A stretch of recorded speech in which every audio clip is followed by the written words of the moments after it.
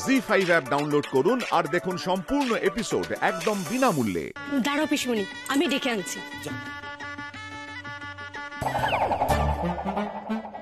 কি ব্যাপার রুমি, তোমার নাকি সিঁদুর পরে আছে কেন বলো তো? সিঁদুরটা তো জেম্মা আর জেঠু মনে হচ্ছে। কিছু না মু দিদি, ওই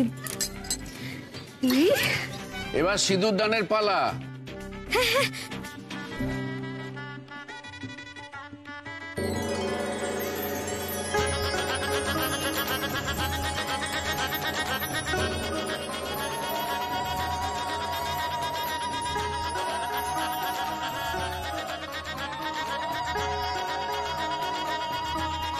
বাবা, ঢং দেখলে আর বাঁচি না।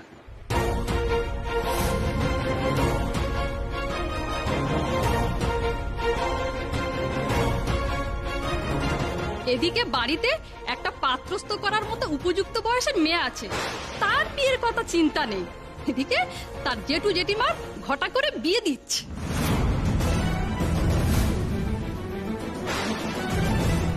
যা বলেছিস, কালে কালে আর কত দেখবো।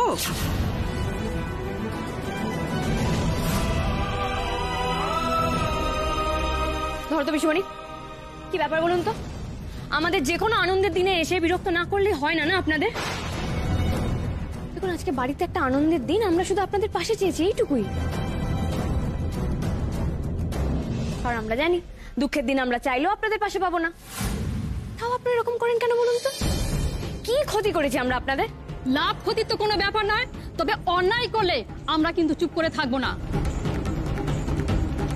তোমাদের বাড়ির মেয়ে মুবু, তার তো কোনো বিয়ে দেওয়ার ব্যবস্থাই করছো না। যেমন বাবা মা তেমনি তার পরিবার। এক্সকিউজ মি,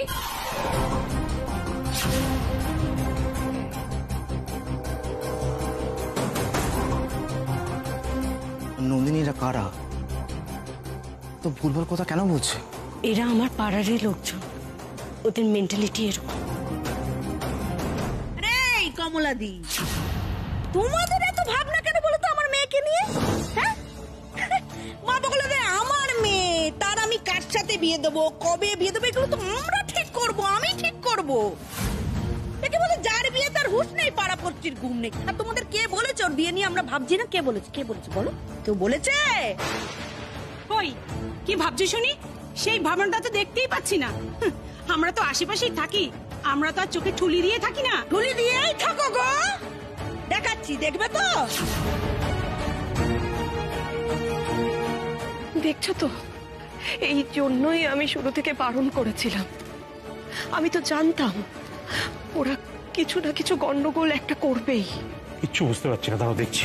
বাবা বাবা, তুমি বসো।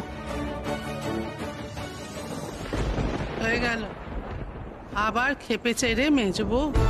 এইবার আবার ছেলেটাকে না চাটি গালমন্দ করে। আজ মনে হচ্ছে রক্ষী নেই, কিন্তু এই অনুষ্ঠানের মধ্যে এইসব।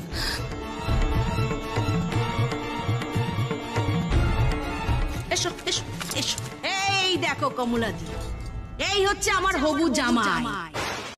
জি5 এর সম্পূর্ণ পর্বগুলি বিনামূল্যে দেখুন, এখনই অ্যাপটি ডাউনলোড করুন।